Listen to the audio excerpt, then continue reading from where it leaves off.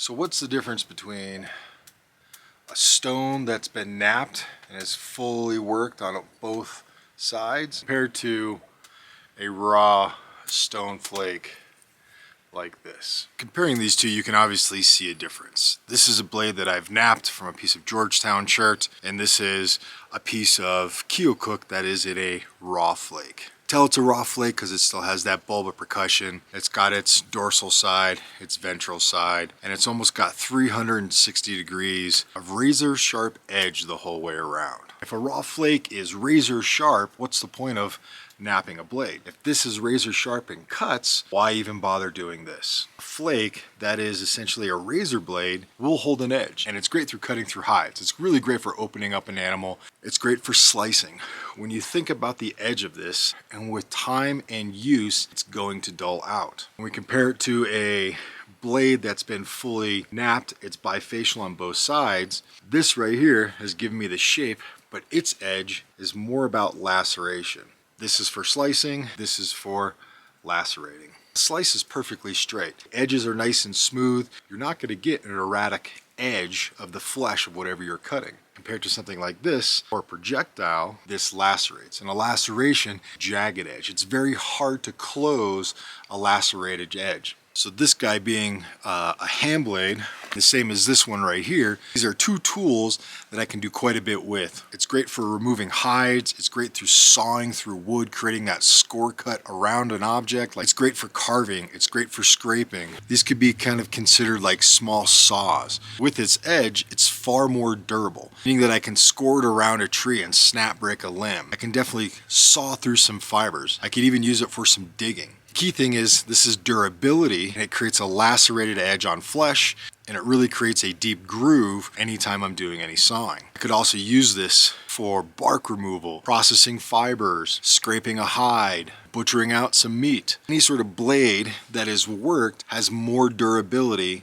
compared to a raw flake. Now the raw flake is going to slice, and that's really its key component. Over time, this edge is going to wear down and it's going to become very dull. This is essential for opening up an animal. Getting through that tough hair, getting through that tough hide, it's going to allow me to really start that processing. More importantly, I can use this for fine cuts. If I had some sort of buckskin and I needed to cut a strip out, I'm going more with the slice instead of that laceration. Even processing plant fibers, if I need a clean slice, this is the way to go. Now once this raw flake becomes dull, what do I do with it? I build what's called a readdressed flake, or I readdress the edge. You can see that these were flakes. This still has its bulb of percussion, which makes a nice little handle. And I've taken that raw flake and I've just given it a pressure flaked edge. So as I use my raw flake and it becomes dull, I transition it to a readdressed edge, or kind of a little finger knife, if you will. It once was a flake, smooth on that ventral side, still have that bulb of percussion, and I've just put some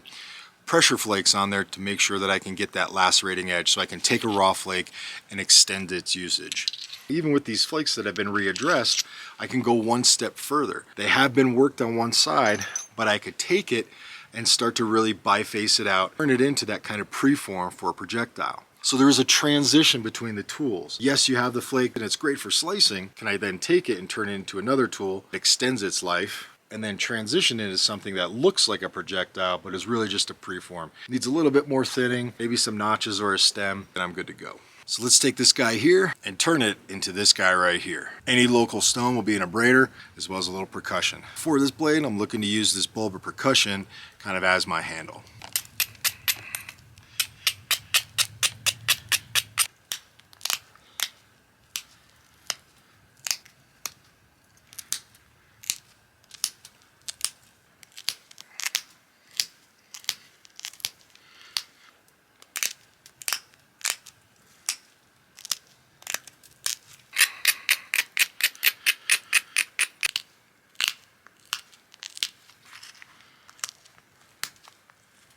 With each pop of that pressure flaker, I'm just giving it that new edge. This is all I'm looking to obtain.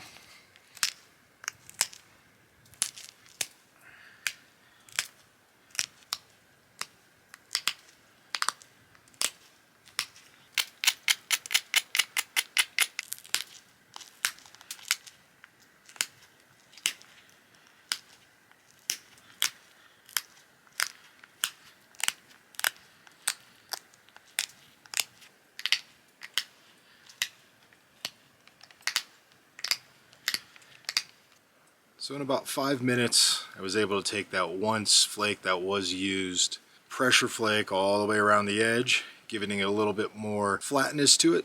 Where my bulba percussion is, it's got a little groove. I'll take this stone, just dull all these back edges, which makes it nice and easy to hold in the hand. I've taken my raw flake and I've now extended its life to use as a future tool.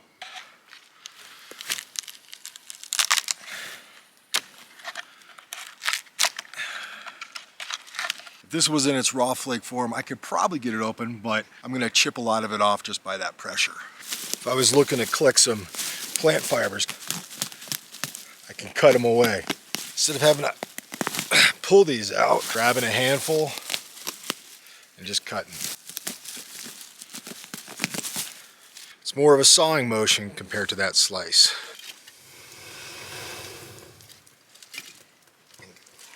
This is the difference between a raw flake and an edge that's been worked.